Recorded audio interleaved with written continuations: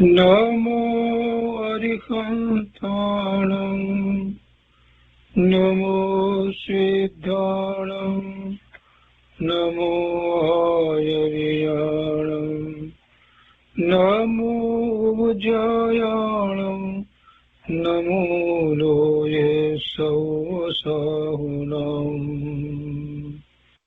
અસપંચનમોકારો સર્વપાવપનાશનો મંગલાણં ચ સૌવર્ચે પરમં મંગલમ અજ્ઞાનતિમિરંધાનાં જ્ઞાનાંજનશલાકયા ચક્ષુન્મીલિतं येन તસ્મૈ શ્રીગુરુવે નમઃ મુખાદિવ્યાકુક્ષિરત્નં શબ્દજિતવર્યાત્મજં શ્રીરાજચંદ્રયહું વંદે તત્વલોચનદાયકં પ્રભુતત્વલોચનદાયકં.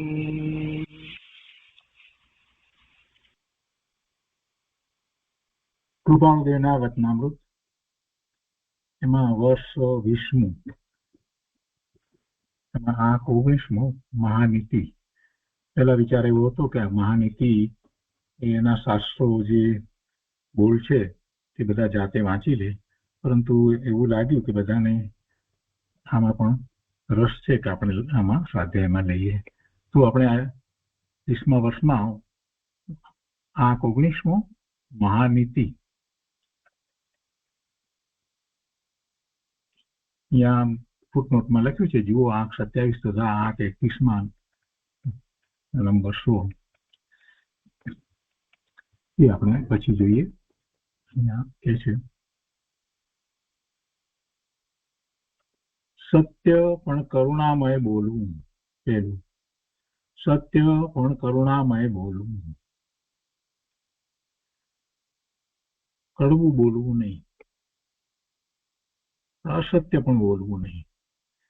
બીજું, નિર્દોષ સ્થિતિ રાખવી, દોષ ન થાય એવી દશા રાખવા પ્રયત્ન કરવો, દોષમાં પડવું નહીં.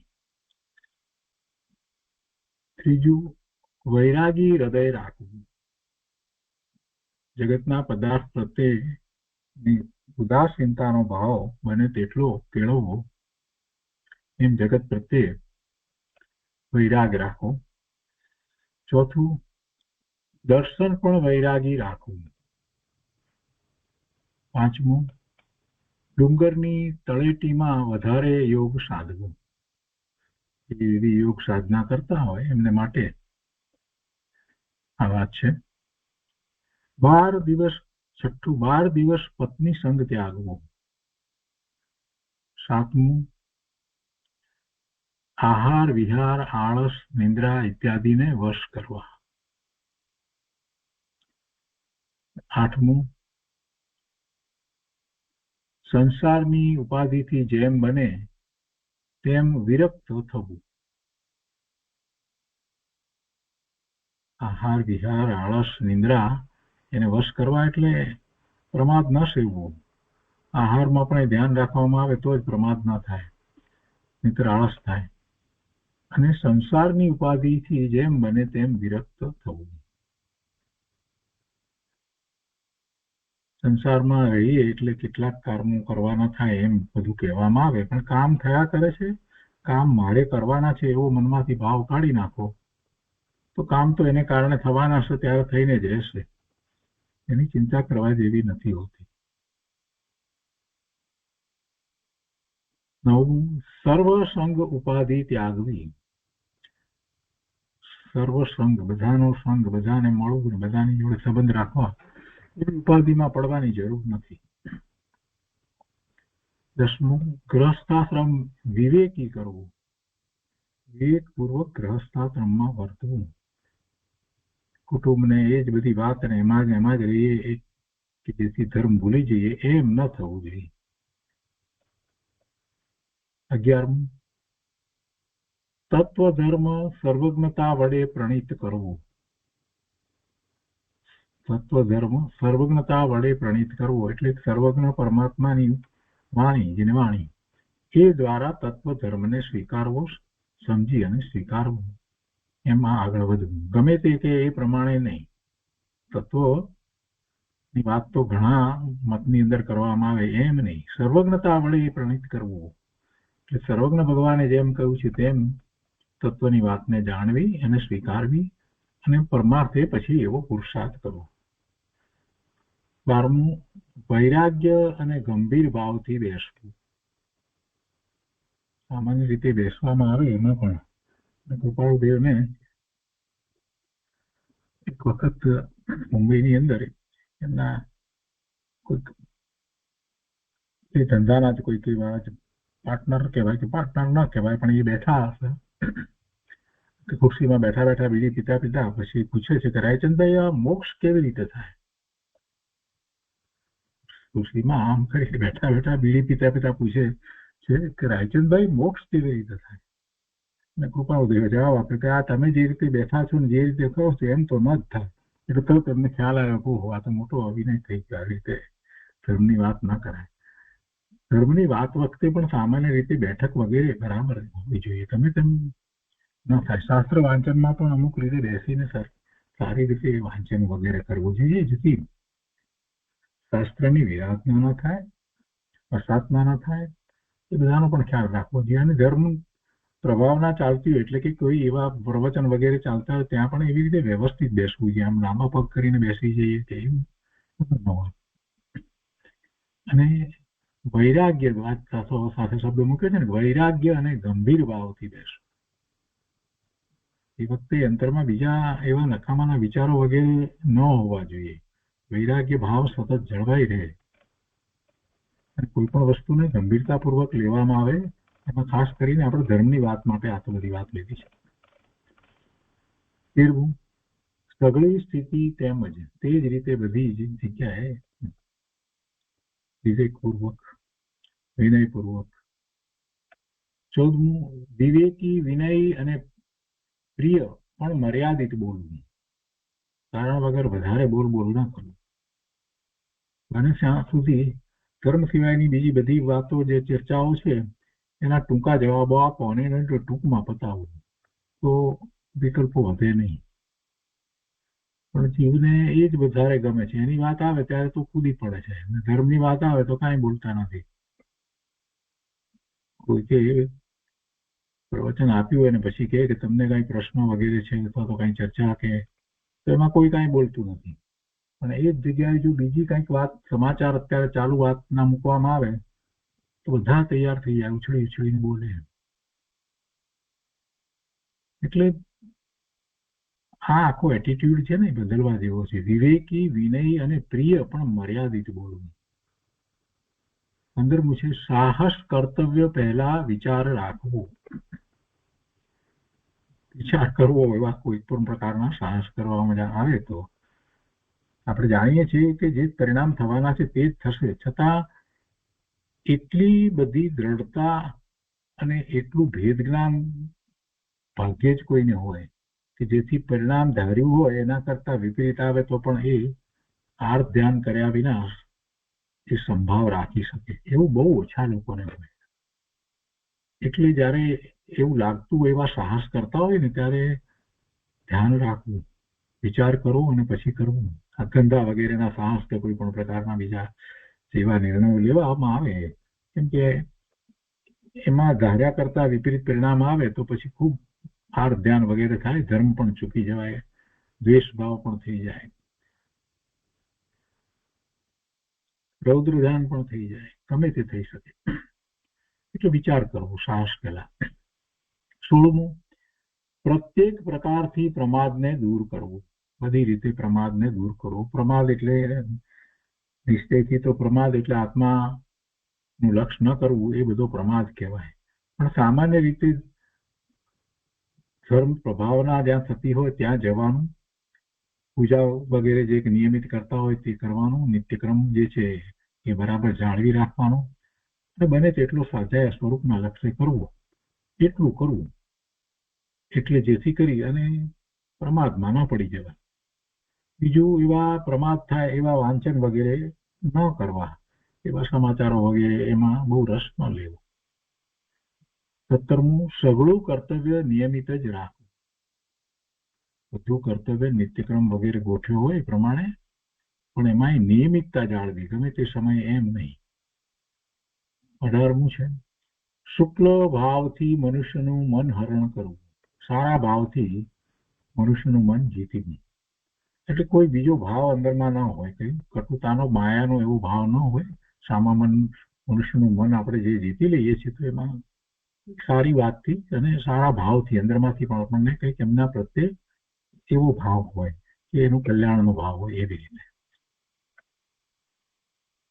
19મું, શિર જતા પણ પ્રતિજ્ઞા ભંગ ના કરવી. આ વાતમાં ઘણા મહાપુરુષોએ કરી છે. કોઈ પણ પ્રકારે પ્રતિજ્ઞા લીધી તો પછી એનો ભંગ ના કરવો. પ્રતિજ્ઞા જે લેવામાં આવે છે એ પ્રત્યાખ્યાન છે, અને પ્રત્યાખ્યાન છે તો પછી એ પ્રતિજ્ઞા લીધી એટલે હવે એવા દોષ નહીં થાય. એમ એક એક પછી એક એક પ્રતિજ્ઞા લીધા જઈએ છીએ તો પછી દોષ રહિત દશા, તો પછી દોષ રહિત દશા જ થઈ જાય. એટલે પ્રતિજ્ઞાની બાબતમાં એટલે જ મહાપુરુષો કહ્યું છે કે પ્રતિજ્ઞા લઈને પછી ભંગ ના કરવું, એ પ્રત્યાખ્યાન છે. 20મું, મન વચન અને કાયાના યોગ વડે પરપત્ની ત્યાગ. મન વચન અને કાયાના યોગ વડે પોતાની પત્ની સિવાય, સ્વપત્ની સિવાય સર્વનો ત્યાગ. એ જ રીતે બહેનોને માટે પતિની બાબતમાં સર્વનો ત્યાગ. 21મું, વેશ્યા કુમારી વિદ્વાનો તેમજ ત્યાગ, એ જ રીતે ત્યાગ.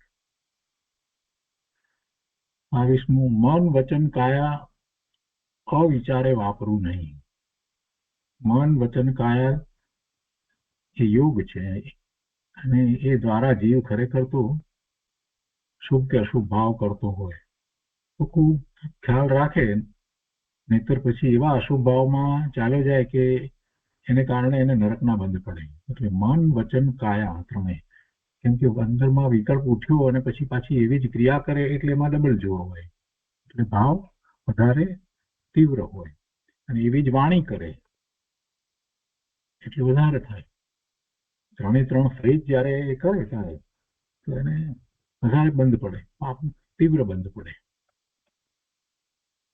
23મું, નિરીક્ષણ કરવું નહીં. આત્માનું જેને લક્ષ થાય છે ને એને બહારમાં કોઈ વસ્તુના નિરીક્ષણ કરવાની પછી ટેવ રહેતી નથી.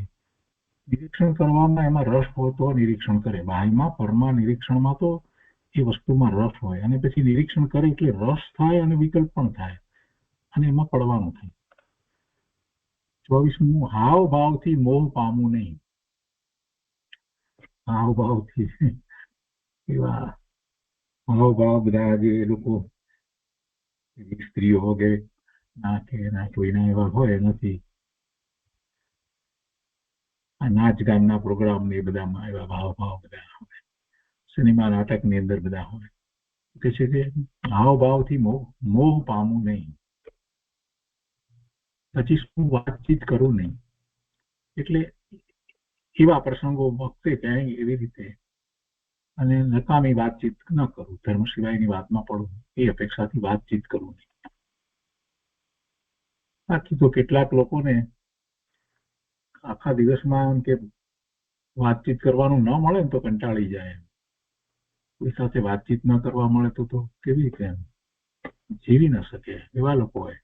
એને કલાક 2 કલાક અમુક જગ્યાએ જઈ અને બીજા 4-5 જણા ભેગા થઈ અને કામ ગપાટા ન મારે ત્યાં સુધી ચેન ન પડે.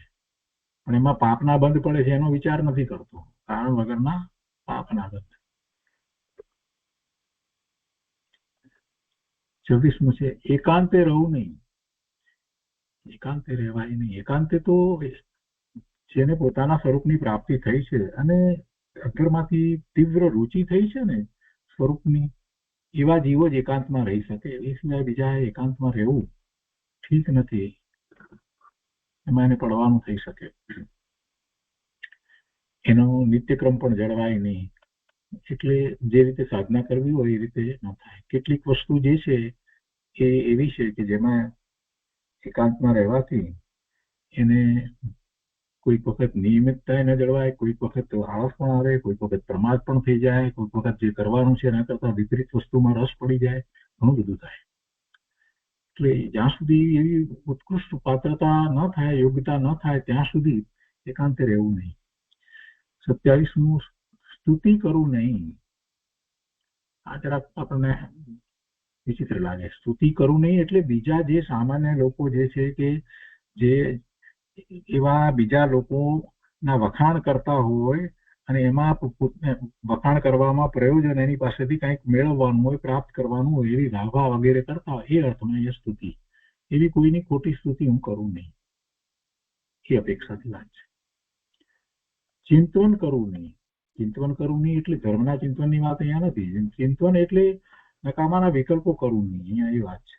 બીજી બધી વાત એવી હોય ને એમાં પછી એવું ચિંતન ન કરવું. કેમ કે એકાંતમાં રહે ને ત્યારે એની પાસે ઘણીવાર મનમાં પડેલી સ્મૃતિ જે છે એ સ્મૃતિને લીધે થઈ અને એવા વિચારો ચડી જાય અને નકામી વસ્તુના ચિંતન કરે.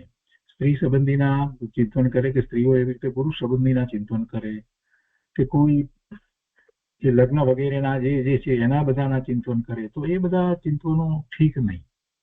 એ બધા ચિંતન ઠીક નહીં. સાધકને એવા બધા ચિંતનો હોય નહીં. ઇન્દ્રિયોના વિષયોના બધા ચિંતનો એ પણ ઠીક નથી. 29મું છે શૃંગાર વાંચવું નહીં. વાંચવું જ વાંચના કરી. શૃંગાર અને શૃંગાર વાંચવું નહીં, બે અર્થ લઈએ. અહીંયા વાંચવાની અપેક્ષા થઈ કે શૃંગાર રસથી ભરેલા જે કઈ સાહિત્ય હોય એને વાંચવા જ નહીં. એને વાંચીએ તો મન બગડે અને અબ્રહ્મચર્ય વગેરે અનેક દોષ ઉભા થાય. શૃંગારથી ભરેલા કાવ્યો વગેરે જે છે એ વાંચવા નહીં. વિશેષ પ્રસાદ લવું નહીં. સ્વાદિષ્ટ ભોજન લવું નહીં. બહુ સ્વાદિષ્ટ ભોજન ખાવાથી રસેન્દ્રિયની લોલુપતા વધતી જાય, ઘટે નહીં. અને જયારે રસેન્દ્રિય કાબુમાં ન હોય તો પછી બીજી ઇન્દ્રિયો ઉપર જય મેળવવો પણ અઘરો થઈ જાય અને એમાં ખાસ કરીને બ્રહ્મચર્ય માટે અઘરું થઈ જાય છે. એટલે સ્વાદિષ્ટ ભોજન લવું નહીં એમ કહ્યું છે. તો બહુ જે સ્વાદિષ્ટ ભોજન હોય તો એમાં બુદ્ધિપૂર્વક લેવું નહીં. ઠીક છે એમ છે તો એમ, એના બહુ વખાણ કરીને ખાવું નહીં. સ્વાદિષ્ટ ભોજન લવું નહીં એ તો છે જ, પણ સાથે સાથે કોઈ વસ્તુ આપણને મને ભાવતી હોય, ભાવી ગઈ હોય, કોઈ સરસ બની હોય તો ખૂબ વખાણ કરીને નહીં ખાવી. વખાણ કરીને ખાઈએ એટલે વધારે પાપનો બંધ થાય.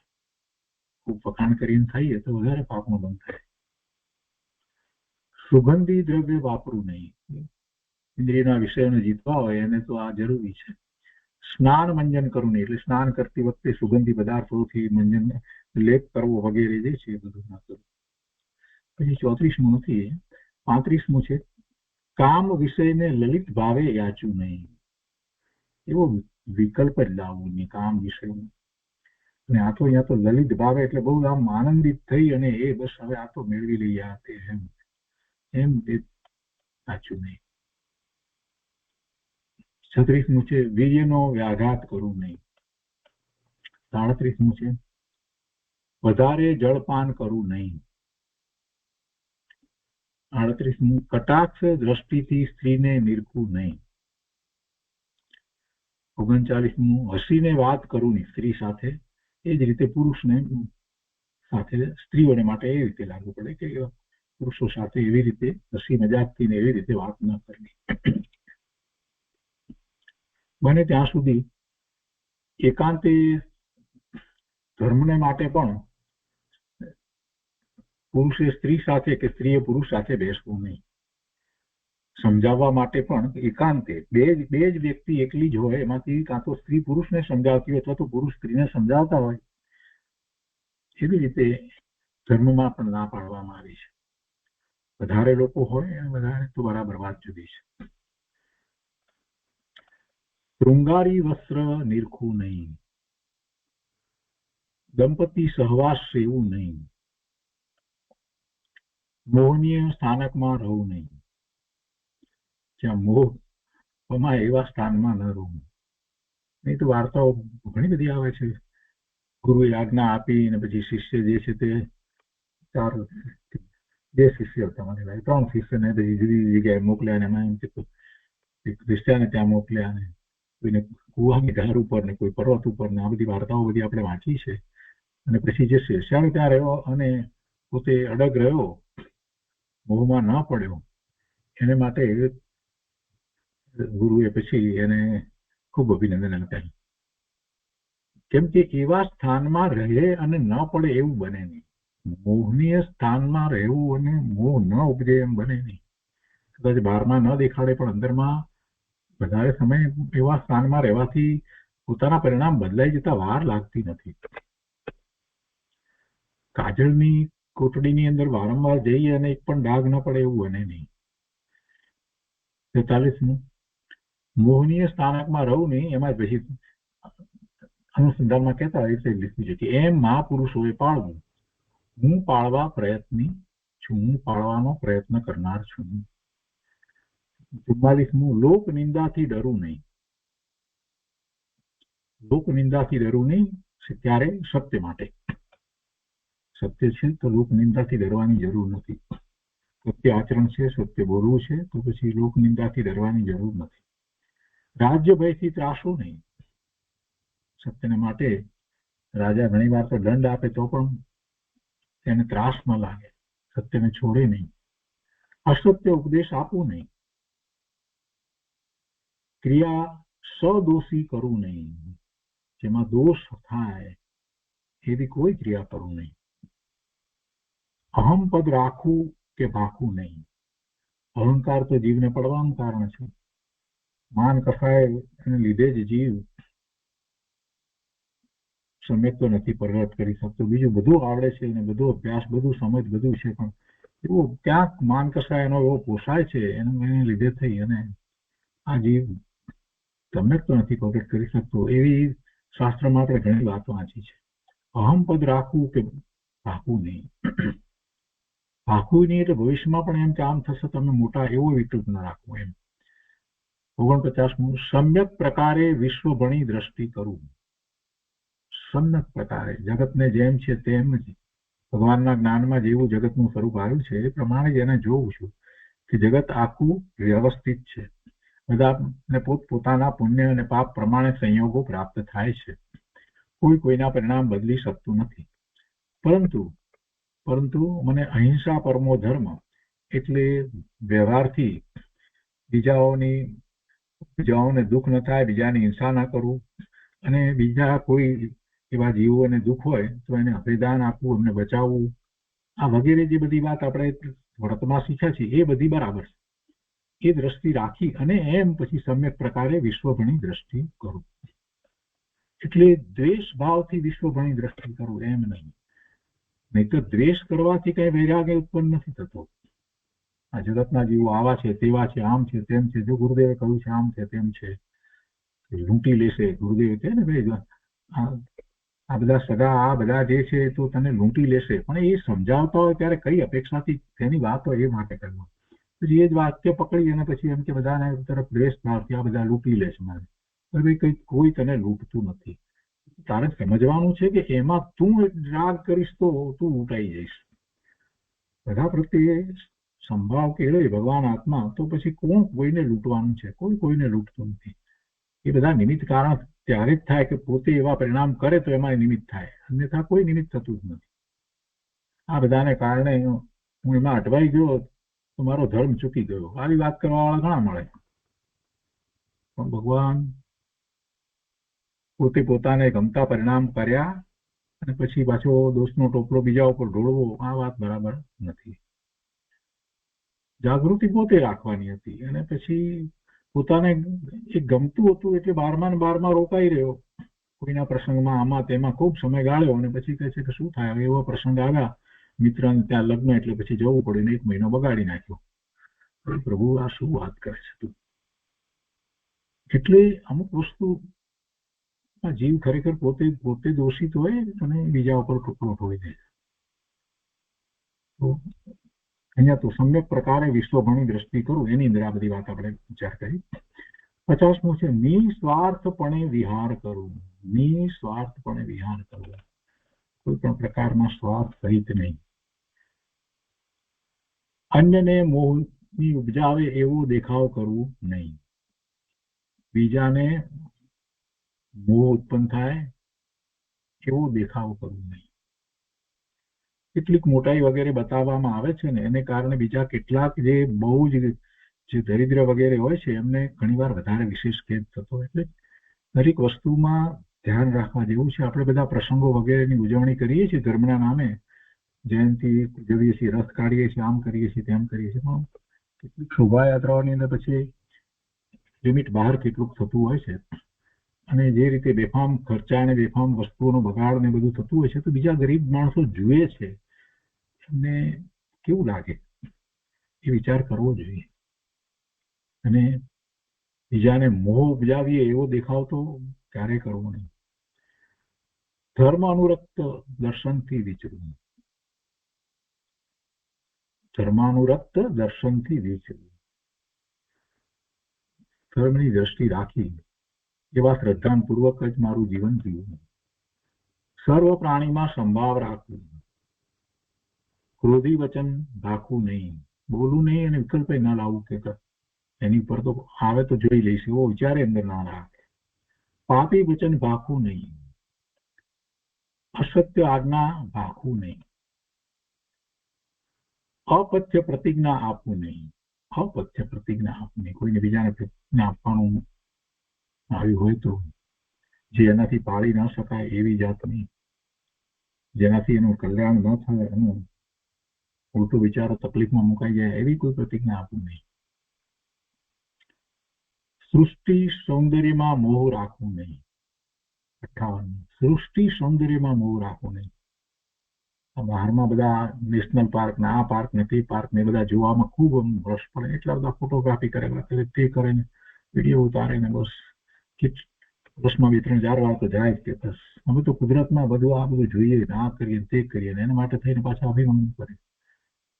કહે છે કે સૃષ્ટિ સૌંદર્યમાં મોહ રાખવો નહીં. ઠીક છે, જગત છે એના પ્રત્યે તો ખરેખર એવો ભાવ થવો જોઈએ કે આ બધા આ એકેન્દ્રિય જીવો, કેમ કે આપણે સૃષ્ટિ સૌંદર્યની વાત કરીએ તો એમાં તો શું છે, ઝાડ પાન ફૂલ વગેરે એ છે ને, ઘાસ વગેરે, તો એને જોઈને અને પાણી, પહાડો હોય પણ પાણી હોય તો બધી જગ્યાએ જીવ જ છે ને, બીજું શું છે.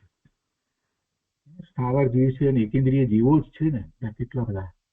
તો એ બધા જીવો પ્રત્યે આપણને તો ઉલટો કરુણાનો અનુકંપાનો ભાવ આવો જ કરી રહ્યા. આ ગતિમાંથી બિચારા ક્યારે નીકળશે, ક્યારે ત્રસ્ત થશે, ક્યારે સંગની થશે, ક્યારે ધર્મ પામશે, એમ વિચાર કરવો જોઈએ. 59મું સુખ દુઃખ પર સંભાવ કરવું. સુખ અને દુઃખ બંને પર સંભાવ કરવું. સુખ અને દુઃખ ને બંને તરફ સંભાવ રહેવો કોઈ સામાન્ય વાત નથી. સમ્યક દ્રષ્ટિને પણ કેટલીક વાર સહેજ આમ બીજો વિકલ્પ આવી જાય ત્યારે પછી આ તો બહુ મોટી વાત છે, પણ એનો પ્રયત્ન કરવો એવું મનમાં અંદરમાં રાખ્યું હોય તો થાય. 60મું રાત્રિ ભોજન કરવું નહીં. આ તો મોટી બેઝિક વાત છે. રાત્રિ ભોજન કરવું નહીં. ગોપાલદેવે કહ્યું છે કે એમાં તો પછી સૂર્યાસ્ત થયા પછી એ ભોજનની અંદર એવા જે ભોજન છે એવા રંગના ત્રસ્ત જીવો ઉત્પન્ન થાય છે જે આપણને દેખાતા નથી, એટલા માટે એ વાત છે.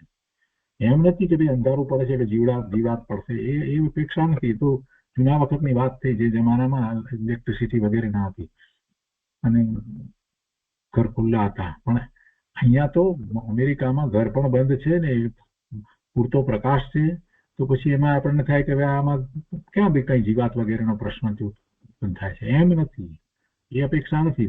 અપેક્ષા બીજી છે કે સૂર્યાસ્ત થયા પછીથી કેટલાક જીવોની ઉત્પત્તિ એવા જ રંગના જીવોની ઉત્પત્તિ એ ખોરાકની અંદર થાય છે. સમૂર્છન જીવો એવા ત્રસ જીવો ઉત્પન્ન થાય છે. એટલા માટે 61મું જેમાંથી નશો થાય એવી વસ્તુને આપણે સમજીએ છીએ કે તો હોય જ નહીં જઈને જેમાંથી નશો તે સેવું નહીં. નશો થાય એવી કોઈ વસ્તુ સેવી નહીં. અરે બીડી તમાકુ પણ નહીં, કાંઈ પણ નહીં. બીજી બધી વાત તો જવા દો, નશાની પણ એ પણ નહીં. 62મું છે પ્રાણીને દુઃખ થાય એવું મૃષા ભાખવું નહીં, એવો વિચાર વિકલ્પ ના આવે કે જેથી કરીને એમાં પ્રાણીને દુઃખ થાય.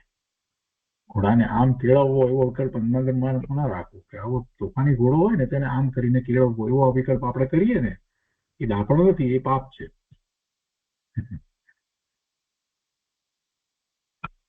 પ્રાણીને કોઈ પણ પ્રકારે દુઃખ થાય એવો વિકલ્પ અંદર મનમાં લાવવો નહીં.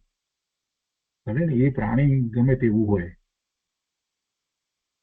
સાપ છે તો સાપ આવે છે તેને સાણસાથી આમ પકડી લઈએ ને મોઢા આગળથી કહીએ, પૂછડા આગળથી, આવી બધી વાતો કરવી નહીં. એને તો દુઃખ થાય ને તો એવો આપણે શું કરવા વિકલ્પ કરવો? વિકલ્પ કર્યો એટલે એક પ્રકારે એનું મોદના એનું પાપનો બંધ પડે જ. અતિથિનું સન્માન કરવું, પરમાત્માની ભક્તિ કરવું, પ્રત્યેક સ્વયં બુદ્ધને ભગવાન માનવું, પ્રત્યેક સ્વયં બુદ્ધને ભગવાન માનવું. પોતે પોતાથી જ પામ્યા છે એ બધા ભગવાન આત્મા જ છે. તેને દીનપતિ પૂજવું. આ બધા આપણે જોઈએ છે જે જીનવાણીને પ્રાપ્ત કરી અને પોતે સમ્યક દર્શન પ્રગટ કરી નિર્વિકલ્પ ધ્યાનમાં જે દર્શનને પ્રાપ્ત કરી છે એ સ્વયં બુદ્ધ છે. કેટલાક એવા હોય છે કે એમને ગુરુ નથી હોતા અને પૂર્વનું એવું લઈને આવ્યા હોય છે અને પછી પોતે જાતે જ પ્રાપ્ત કરી લે છે. કે છે પ્રત્યેક સ્વયં બુદ્ધને ભગવાન માનવું, તેને દીન પ્રતિ પૂજવું, વિદ્વાનોને સન્માન આપવું, વિદ્વાનોથી માયા કરવું નહીં, વિદ્વાનોની સાથેના વ્યવહારમાં ક્યાંય કોઈ રીતે માયા ન કરવું, માયાવીને વિદ્વાન કહું નહીં. કોઈ વિદ્વતા બતાવતો હોય માયા દ્વારા તો માયાવીને વિદ્વાન કહું નહીં. કોઈ દર્શનને નિંદવું નહીં. કોઈ દર્શનની નિંદા તો કોઈ ક્યારેય કરવાની નથી. અને અહીંયા જે અન્ય મતના ખંડન કરવામાં આવ્યા છે મતના ખંડન છે, નિંદા કરી નથી કોઈની, કોઈ દર્શનની કે કાંઈ. પણ એમાં એ વસ્તુ જે છે, જે વસ્તુ સ્વરૂપ જે કહેવામાં આવ્યું છે એ જીનેશ્વર ભગવાને જેમ કહ્યું છે એના કરતા એ વિપરીત છે. એટલે એમ ન હોય ને સાચું શું હોય એનું આપણે મંડન કરીએ, એમ ખંડન મંડન કરવામાં આવે છે. પણ એથી કરીને કોઈની નિંદા કરવી એવી કોઈ વાત નથી. અને એ દર્શનની નિંદા ના કરીએ અને એ દર્શનને અનુસરનારા છે એની પણ આપણે તો કઈ નિંદા કરવાની હોતી નથી. બધા ભગવાન આત્મા છે, પોતપોતાના કાળે સમજશે. પ્રયત્ન કરીએ આપણે સમજાવવાનો, પણ દરેક આપણા સમજાવવાથી સમજે એવું મનમાં વિકલ્પ રાખવો નહીં. નહીતર આપણને ઉલટું આ ધ્યાન થાય કે આટલું સમજાવ્યું, આટલા કલાક એની પાછળ બગાડ્યા, પણ એને મારી વાત માની નહીં ને છેલ્લે અમુક પાસે જઈ અને એ વાત પાછો સમજે છે અને એમાં તો ખૂબ દ્વેષ ભાવ થઈ જાય. એટલે એવો વિકલ્પ ન રાખવો કે કોઈ મારાથી સમજે, હું એને સમજાવું, મને આવડે છે એટલે હું એને આ વાત કરું અને એ કેમ નથી માનતા. આવા બધા વિકલ્પો બહુ કરવાની જરૂર નથી.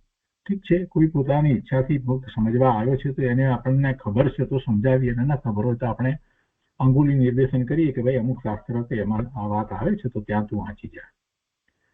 અહીંયા આગળ 71 કહે છે અધર્મની સ્તુતિ કરવું નહીં. અધર્મની સ્તુતિ કરવું નહીં. જ્યાં ધર્મ નથી એવી વાતની સ્તુતિ કરવું નહીં. 72 એક પક્ષી મતભેદ બાંધવું નહીં. એક પક્ષી મતભેદ બાંધવું નહીં. એકાંતની વાત આવી ગઈ ને, એકાંત વસ્તુ પકડી લઈએ અને પછી એમ જ છે એમ. અને બીજી રીતે વ્યવહારમાં પણ એમ કહીએ કે એક જ પક્ષને સાંભળી અને કાંઈ પણ મત આપી દેવો કે કઈ નિર્ણય કરી લેવો કે ન્યાય કરી લેવો એ પણ વાત બરાબર નથી. એટલે એક પક્ષી મતભેદ બાંધવું નહીં. 73 છે અજ્ઞાન પક્ષને આરાધવું નહીં. અજ્ઞાન પક્ષને આરાધવું નહીં. જ્યાં અજ્ઞાન છે એ વાતને દૂર જ રાખવું. એને આરાધવાની તો ક્યાં વાત રહી, એનાથી હું દૂર રહું. ખોટી વાત છે, નક્કી વાત છે કે અજ્ઞાન જ છે. આ બધા પશુના વધ દ્વારા ધર્મ માને એ બધી વાતો જે છે ને બધું અજ્ઞાન તો છે, બીજું શું છે. અને એક લૌકિક ક્રિયાઓ દ્વારા ધર્મ માને, આ બધું અજ્ઞાન છે. તો એની અનુમોદના કરવું ને આરાધનાથી તો વાત ક્યાં, અને એમાં હું હાજરી ના આપું, દૂર રહું એનાથી. તો આત્મ પ્રશંસા ઈચ્છું નહીં. બહુ મોટી વાત છે. આત્મપ્રશંસા ઈચ્છું નહીં. આત્મપ્રશંસાની વાત, એમાં કોઈક પ્રશંસા કરતું હોય ને એ વખતે જ ખૂબ જાગૃતિ રાખવી પડે છે. કેમ કે જાગૃતિ ન રાખીએ તો માન કસાય પૂછાયા વિના રહે જ નહીં. તરત જ એ વખતે વિચાર કરવાનો કે આ જે કંઈ માન આપે છે અથવા તો જે કંઈ પ્રશંસા વગેરે જે કરે છે, એ પ્રશંસા જે છે એ તો એવા અત્યારે વર્તમાનમાં મારા કર્મના ઉદય છે એટલે આ બધું છે. યશ નામ કર્મનો ઉદય છે તો બધા પ્રશંસા કરે છે, પણ એથી કરીને મને કંઈક આવડી ગયું છે ને હું કંઈક ઊંચો છું ને હું કંઈ આગળ વધી ગયો છું એવો વિકલ્પ અંદરમાં રાખવા જેવો નથી. મારે તો મારો પુરુષાર્થ જ કરવાનો છે. યશ નામ કર્મના ઉદયને કારણે બધા વખાણ કરે, પ્રશંસા કરે, માન આપે, આવું બધું હોય, પણ એને એટલું જ મહત્વ આપવાનું કે કર્મનો ઉદય છે, અને કર્મનો ઉદય છે તો એનો સ્થિતિ બનશે, એ ખરી પણ જશે, અને કદાચ આ ભાવમાં ખરી જશે. હજી આયુષ બાકી રહ્યું હોય અને પછી યશ નામ કર્મ જે છે એ પૂરું થઈ ગયું હોય તો પછી કોઈ માન આપે નહીં, બોલાવે નહીં, પ્રશંસા કરે નહીં, તો કઈ વિચલિત થવાની જરૂર નથી. વિચલિત થવાની જરૂર નથી. 75મું, પ્રમાદ કોઈ કૃત્યમાં કરવું નહીં.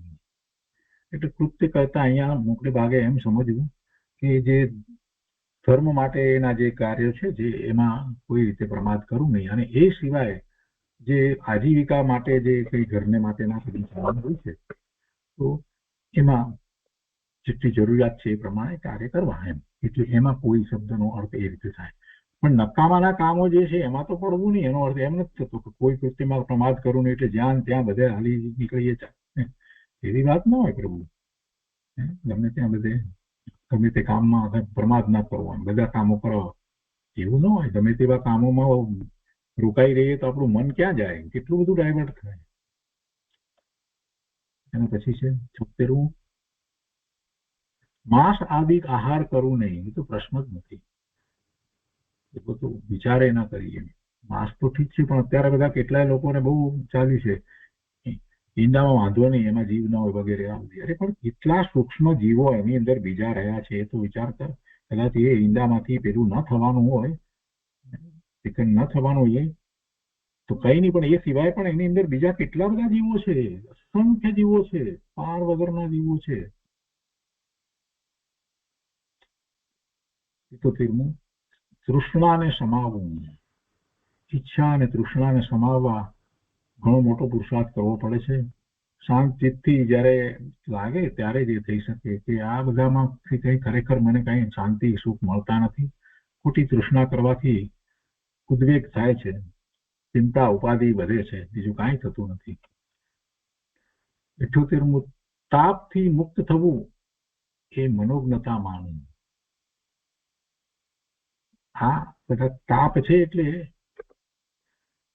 અનેક પ્રકારે બધી ઉપાધિઓ વરી લે છે ને, સામે પડી, અને એ બધા તાપમાં પડે છે. ન જોઈતા આરંભ સમારંભ બધા કરી અને એમાં તો એનાથી મુક્ત થાય ત્યારે એ તાપથી મુક્ત થવું એ મનોજ્ઞતા માનવું. એ કેમ થાય છે તો એ કરવા લાયક છે, મનને ગમે એવું છે એ બધાથી મુક્ત થવું. પણ બીજા લોકોને તે વ્યસ્તતા જ ગમે છે કેટલાકને, તો એમાં બીજાના કામમાં પછી મદદ કરવા જાય. આમ છે આરંભ સમારંભ કઈ પણ હોય ઉપડી જાય. શાંતિથી બેસ ને ધર્મ ધ્યાન કરને પ્રભુ. કે તે મનોરથ પાર પાડવા પરાયણ થવું. કેવા મનોરથ પાર પાડવા? જેમાં પોતાના મનને શાંતિ પ્રાપ્ત થાય એવા ધર્મના, એવા મનોરથ પાર પાડવા પરાયણ થવું. યોગ વડે હૃદયને શુક્લ કરવું. આત્માના યોગ વડે હૃદયને શુક્લ કરવું. મન વાણી કાયાના યોગ જે છે તેમાં મન સાથે એવી રીતે જોડાયેલા રહેવું જેથી કરી અને તીવ્ર રાગ દ્વેષમાં ન જવાય. એટલે ધર્મની જ વિચારણા રાખવી પણ એ જરૂરી છે. કેમ કે આત્માનો યોગ સાધવો તો બહુ મોટી વાત છે. એ ન થઈ શકતું ત્યારે મનની સાથે જોડાયેલા રહીએ છીએ. ઇન્દ્રિય સાથે જોડાયેલા બને ત્યાં સુધી ન રહેવું, એને બદલે મન સાથે જોડાયેલા રહીએ તો મનમાં જે સ્મૃતિ જે છે, જે શાસ્ત્ર વગેરેની સ્મૃતિ છે એની સાથે જોડાયેલા રહેવું. એ યોગ, મનના યોગમાં એમ રહેવું. એ સિવાય વાણી ને કાયાના યોગનો વિચાર કરીએ તો વાણીના યોગમાં તો એ સત્યવાણી તો આચરીએ, પણ એમાં શાસ્ત્રની વાણી જીનવાણી જે છે એ એ એ બોલવી, એ વાણી બોલવી, એવો વાણીનો યોગ એ દ્વારા પણ અધર્મમાં ન જવાય. એટલે એ યોગ વડે હૃદયને શુક્લ કરવું. કાયાના યોગ વડે શુક્લ કરવાની બહુ વાત એવી નથી હોતી. અંતરમાં ભાવ એવો આવ્યો છે નમસ્કારનો વગેરેનો, પૂજાનો વગેરેનો, તેમાં કાયાની એવી બધી પ્રવૃત્તિઓ થતી છે. એટલે એ રીતે કાયાનો, એટલે મન વાણી અને કાયાના યોગ એવી રીતે થવા જોઈએ કે જેથી એમાં પોતાને ધર્મ થાય. 81 છે અસત્ય પ્રમાણથી વાત પૂર્તિ કરવું નહીં. કોઈક વાતને સમર્થન આપવા માટે ખોટા પ્રમાણો, ખોટી વાત, ખોટા દાખલા, ખોટા દ્રષ્ટાંત, એનાથી એ કોઈ વાત પૂર્તિ ન કરવું. પૂર્તિ કરવી એટલે એ વાત જે ચાલી રહી હોય એને પોષવી, એનું સમર્થન કરવું. પૂર્તિ કરવી એટલે સમર્થન કરવું. પુસ્તકની અંદર પાછળ પૂર્તિ ઉમેરવામાં આવે જે બાકી કહી રહ્યું હોય, તો એમાં કોઈ પણ વાત ચાલતી એમાં અસત્ય પ્રમાણથી પૂર્તિ કરવી નહીં. 82 અસંભવિત કલ્પના કરવું નહીં. ઘોડા દોડાવવા જેવું નથી. અસંભવિત કલ્પના કરવું નહીં. 83 લોક અહિત પ્રણિત કરવું નહીં. લોકનું જેમાં અહિત થાય એવો કોઈ પુરુષાર્થ પ્રયત્ન કાંઈ કરવું નહીં. અરે એવો વિકલ્પ ના કરવું. લોક અહિત પ્રણિત કરવું. લોકનું જેમાં અહિત થાય એવું એક પણ કાર્ય ન કરવું. ભલે મને ગમે તેટલું નુકસાન થાય તો પણ એવા કાર્યમાં હું ન જોડાઉં. એ બધા પાપના કાર્યો છે. કેટલાક જે કામો હોય છે ને એમાં બધામાં પાપ થતું હોય છે, તો એવા ધંધા રોજગાર વગેરે ન કરવા. અહીંયા કેટલાક લોકો, આપણા જૈન લોકો પણ એવા સ્ટોર રાખે છે ને એમાં મીટ વેચતા હોય છે અને દારૂ વેચતા હોય છે ને આ બધા જે કરે છે, પ્રભુ એ ન હોય. એમાં લોકોનું અહિત થાય, એવા ધંધા વગેરે ન કરાય. 84 જ્ઞાનીની નિંદા કરવું નહીં. જ્ઞાનીની નિંદા કરે એને તો અનંતકાળ સુધી જીનવાણી પ્રાપ્ત ના થાય. એ તો પડતો નીચે છેવટે નિરોધમાં ચાલે જાય. જ્ઞાનીની નિંદા કરવું નહીં. 85 વેરીના ગુણની પણ સ્તુતિ કરવું. હા, ભલે દુશ્મન છે, વેરી લાગે છે, બધું બરાબર છે, પણ એના જે ગુણ છે એ કોઈ ગુણ જ છે, એને તો ગુણ તરીકે જ જોવું. બીજી રીતે એની બીજો કંઈક દોષ હોય અને એને વેરભાવ હોય તો ભલે રહ્યો, પણ એનો ગુણ છે એને તો ગુણ તરીકે લેવું. એમ ખરેખર તો એને વેર છે, મને એની તરફ વેર નથી, એવો ભાવ કેળવવો જોઈએ. એને વેર છે, એને વેર ઝેર છે મારા પ્રત્યે, તો એને છે, મને નથી. મને શા માટે કોઈ પ્રત્યે વેરભાવ હોય? બધા ભગવાન આત્મા છે. વર્તમાન પર્યાયમાં બધાને પોતપોતાના પુણ્ય અને પાપ પ્રમાણે સંયોગો પ્રાપ્ત થાય છે. એટલે બીજું તો કઈ પ્રાપ્ત થતું નથી, સંયોગો જ પ્રાપ્ત થાય છે. આપણને શું મળે? આપણે કહીએ કે હું પૈસાદાર, માને મિલકત, ધન, વધ, આ બધું, પણ એ તો બધું સંયોગે કરીને મળ્યું છે. એ સંયોગ છે કે આપણી સમીપમાં એ બધું છે, એટલે એ સંયોગ જ કહેવાય. જે પણ વસ્તુ આપણે કહીએ એ બધી ખરેખર તો સંયોગ જ છે. અરે આ સુંદર શરીર મળ્યું તો એ સંયોગ છે, એટલે જેનો વિયોગ થવાનો જ છે. પુણ્યને કારણે ને પાપને કારણે એવા સંયોગો મળે છે, જેમાં આપણે અનુકૂળતા પ્રતિકૂળતા એમ એવું અનુભવીએ છીએ. એવું આપણને લાગે છે. જ્યાં સુધી મિથ્યાત્વ છે ત્યાં સુધી જેવું લાગે છે, પછી તો એ લાગતું નથી. એટલે વેરીના ગુણોની પણ સ્તુતિ કરવું. અને એના પછી તરત જ 86 કહે છે કે વેરભાવ કોઈથી રાખવું નહીં. મને શું કરવા વેરભાવ હોય? મારે શું કરવો છે વેરભાવ રાખીને? મારે ક્યાં જવું છે? 87 માતા પિતાને મુક્તિ વાટે ચડાવવું. માતા પિતાને મુક્તિ વાટે ચડાવવું એટલે મને એટલો ખૂબ અભ્યાસ હોય ને બધી વાત હોય તો માતા પિતાને પણ એ જ વાત કરું, એમની સાથે ધર્મની વાત ચર્ચા કરું. 88 રૂડી વાટે તેમનો બદલો આપવો. માતા પિતાનો આપણી પર ઉપકાર છે, આપણને મોટા કરે છે, એ માટે થઈ અને કેટલું બધું તો એ ઉપકારનો બદલો એ રીતે વાળવો જોઈએ કે માતા પિતાને ધર્મ ધ્યાન કરવાની બધી જ સગવડ પ્રાપ્ત થાય અને એમાં પોતે પોતાને જો કંઈ વિશેષ આવડતું કરતું હોય તો એ અથવા તો એમને પુસ્તક લાવી આપવા અથવા તો એમને એ રીતે જ્યાં મંદિર વગેરે હોય ત્યાં લઈ જવા કેવા પ્રવચન વગેરેમાં જતા હોય તો એમાં એમને સહાય કરવી, અનુમોદના કરવી, એ બધી રીતે એ રૂઢી વાતે તેમનો બદલો આપવો. માતા પિતાને ધર્મની દરેક વાતમાં એમને ઉત્સાહ આવે, એમને એમાં ક્યારેય પણ કોઈ જવા આવવામાં કે કોઈ રીતે તકલીફ ના પડે, સહેલાઈથી કરી શકે એ માટે હું બધા પ્રયત્ન કરું. 89 છે, તેમની મિથ્યા આજ્ઞા માનવું નહીં. એ વાત પણ ખરી. કોઈક જ હોય છે એવા જીવો મિથ્યા આજ્ઞા આપે, કેમ કે પોતે એવા પાપી જીવ હોય અને એવા પાપી જીવને ત્યાં કોઈ એવા બાળકનો જન્મ થયો હોય, એ બાળક મોટો થતો હોય, પેલો તો જે પાપ કરીને જે બધું ગુજરાન ચલાવતો હોય અને પાપના જે ખરાબ ધંધા ગમે તે કરતો હોય તો એના પુત્રને એ માર્ગે વાળતો હોય, એવું જોવા મળે, એવું હોય. તો અહીંયા કે છે કે એવી મિથ્યા આજ્ઞા માનવું નહીં, જેમાં પાપ થતું હોય, જેમાં દોષ થતા હોય એવી આજ્ઞા માનવું નહીં. અને વિનયપૂર્વક સમજાવું કે તમે આવી આજ્ઞા આપો નહીં, તમે પણ એ વાત છોડી દો. દેવું સ્વસ્ત્રીમાં સંભાવથી વર્તવું, એ જ રીતે સ્ત્રીને માટે સ્વપુરુષમાં.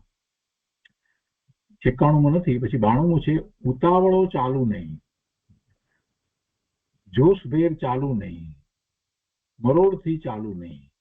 એ ચાલવાની બાબતમાં આપણે જાણીએ છીએ સમિતિપૂર્વક ચાલવું જોઈએ ને, એરિયા સમિતિ ધ્યાન રાખીને ચાલવું જોઈએ ને, 4 ફૂટ દૂર નજર રાખીને ચાલવું જોઈએ, જેથી કોઈ જીવની હિંસા ન થઈ જાય.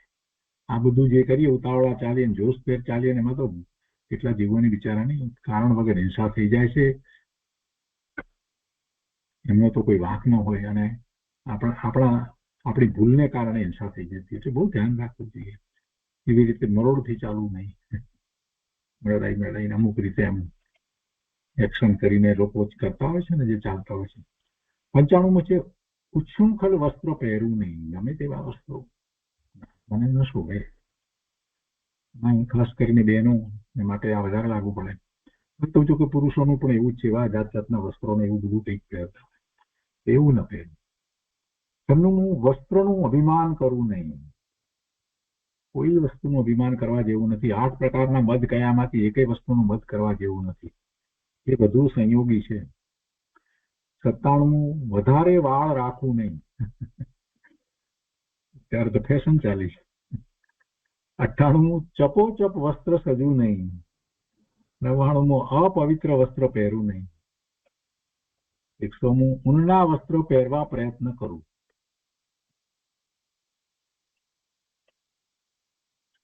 એવી એક માન્યતા છે કે ઊનના વસ્ત્રની અંદર એમ કે જીવાત વગેરે ઓછા થાય. કે ખરેખર તો એટલા માટે પેલા જે સામાયિક વગેરે કરે છે ને, તેમાં જે આસન હોય છે એ ઊનના વાપરવામાં આવે છે, એટલે એ રીતે એક માન્યતા છે. અને સૂતરના વસ્ત્ર કરતા એમાં સૂતરના જે હોય એના કરતા એમાં ઓછું પાપ થાય. 101 છે કે રેશમી વસ્ત્રનો ત્યાગ કરવો. આ તો હોવો જ જોઈએ.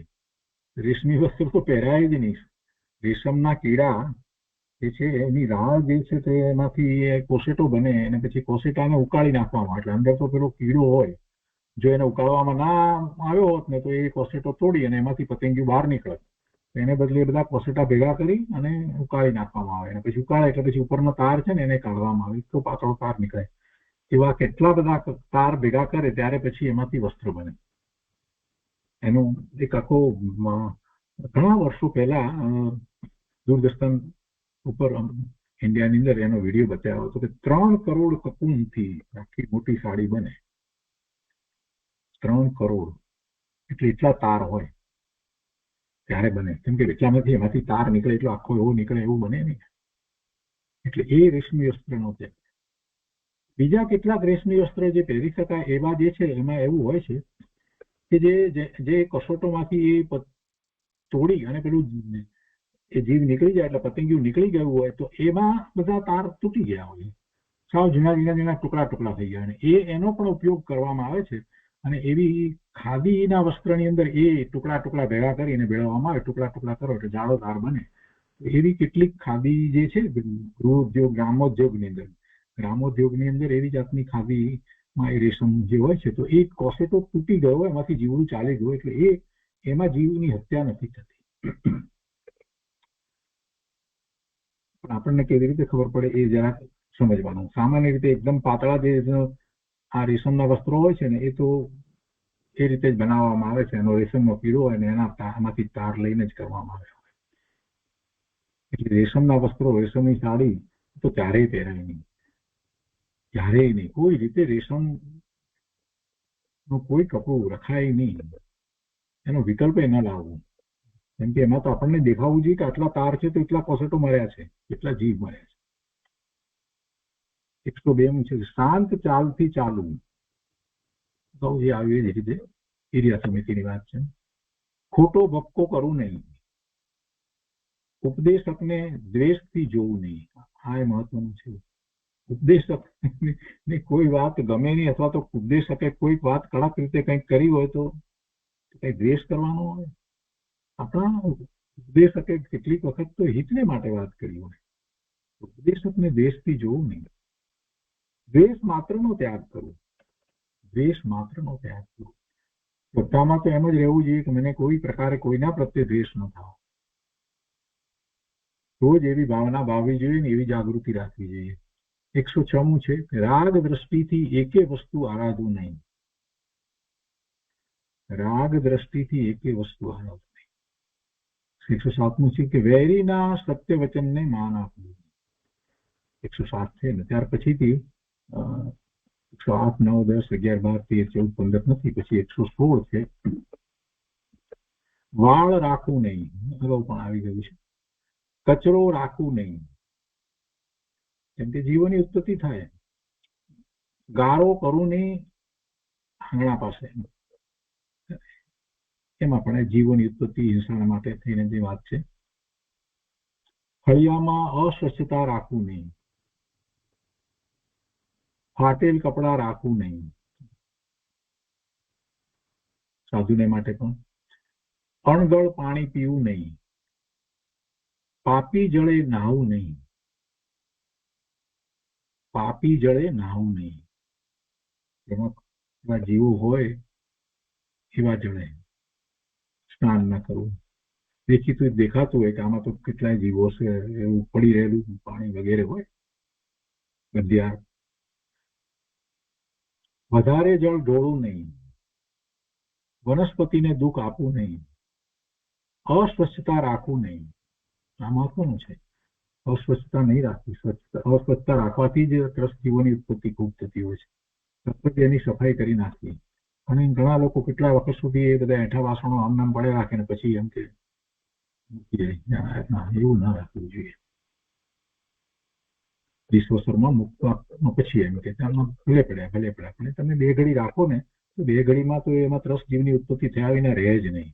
બહુ મહત્વનું છે. અહીંયા અમેરિકામાં પણ એમને મૂકી રાખે છે અને પછી એ વખતે જ એને ધોઈ નાખવા જોઈએ, સહેજ ધોઈ નાખવા જોઈએ, અને જેથી કરીને એમાં રચકણો બહુ રહે નહીં, જેથી એમાં બહુ ત્રસ્ત જીવોની ઉત્પત્તિ થાય. એટલે એ માટે ધ્યાન રાખવા જેવું છે.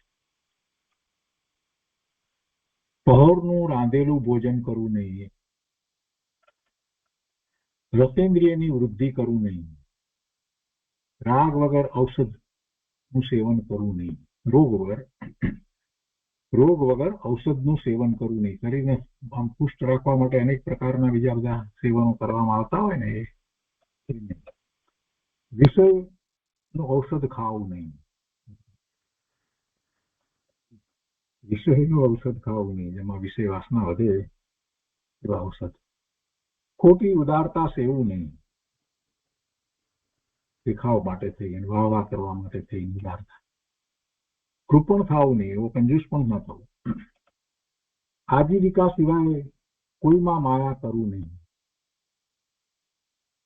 આજીવિકામાં માયા એ પણ પછી અંદરમાં એ રીતે કે માયાચાર કરવો છે એમ નહીં, પણ એમાં જે કંઈ થતું હોય આજીવિકાની અંદર સામાન્ય રીતે કે ભાઈ અમુક ભાવથી લાગાવે ને અમુક ભાવથી વેચવું પડે ત્યારે જ એને નફો થાય, એટલે એ રીતની વાત છે.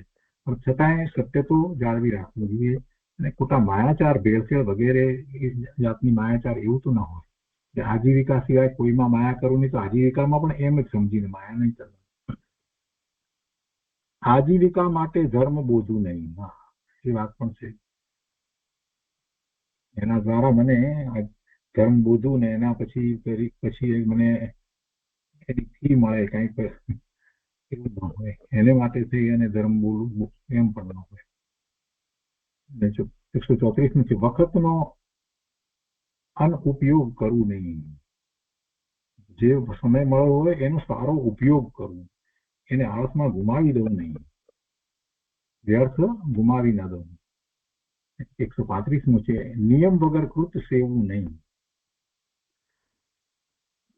પ્રતિજ્ઞા વ્રત તોડવું નહીં. સત્ય વસ્તુનું ખંડન કરવું નહીં.